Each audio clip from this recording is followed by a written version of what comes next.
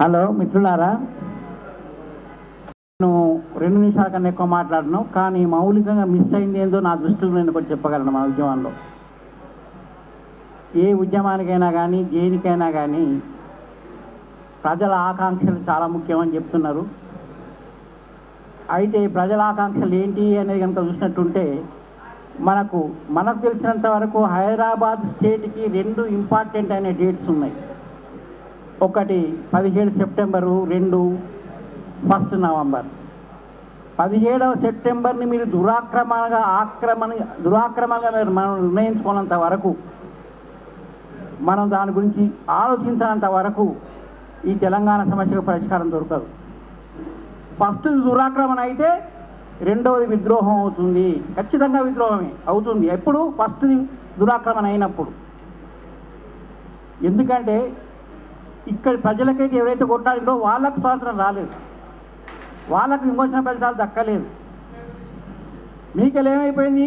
విద్రోహం అయిన తర్వాత పాత పాలక వర్గాలకు నష్టం జరిగింది, కొత్తగా ప్రజలకు పెరిగింది ఏమీ లేదు. అంటే అందరూ నష్టపోయింది. అందరినీ మనం కూడగట్టుకోవాలంటే 1 సెప్టెంబర్ 14 సెప్టెంబర్ ఏదైతుందో అది విద్రోహ దినంగా, మనం ఆ దురాక్రమణ దినంగా మనం గుర్తించాల్సిన అవసరం ఉన్నది. అది మాత్రమే పాలకులను యోగ్యం చేస్తుంది. ఇది మనం తెలంగాణ వాళ్ళుగా మనం గుర్తించాల్సిన అవసరం ఉన్నది. కాబట్టి 17 సెప్టెంబరు అనేది దురాక్రమణ దినం, 1 సెప్టెంబర్ అనేది విద్రోహ దినం. ఈ 2 కనుక మన స్లోగన్తో ప్రజలకి వెళ్ళగలిగితే మనకు డెఫినెట్గా మనకు అన్ని వర్గాల నుండి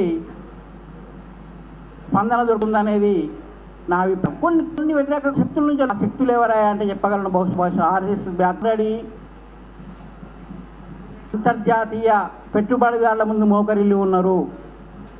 స్పష్టమైన ఉదాహరణ ఏం చెప్పగలను అంటే, డిబీర్స్ కంపెనీకి వాళ్ళు గుండు గుత్తగా అమ్ముడుపోయినారు. వాళ్ళ ఉద్దేశం అంటే మొత్తం ఇక్కడ వజ్రాలు దొరుకుతాయి కాబట్టి తెలంగాణ ఇష్టం ఉన్నట్టుగా బాంబింగ్ చేసి వజ్రాలను ఎల్లగొట్టే క్రమం లోపలనే మొత్తం గ్రైండ్ కుట్రలను ఎల్లగొట్టడం మొట్టమొదటి ప్రధానంగా జరుగుతున్నది. ఇది మీరు గమనించాల్సిన విషయం ఉన్నది. కాబట్టి నేను ఒకటే విషయం చెప్పాను. 17 సెప్టెంబరు దురాక్రమణ దినం, 1 నవంబర్ విద్రోహ దినం. 2 గుర్తిస్తే కానీ మన తెలంగాణ యొక్క ప్రజల యొక్క మూమెంట్ మరింత ముందుకు పోతుంది అనేది నా అభిప్రాయం. Thank you very much.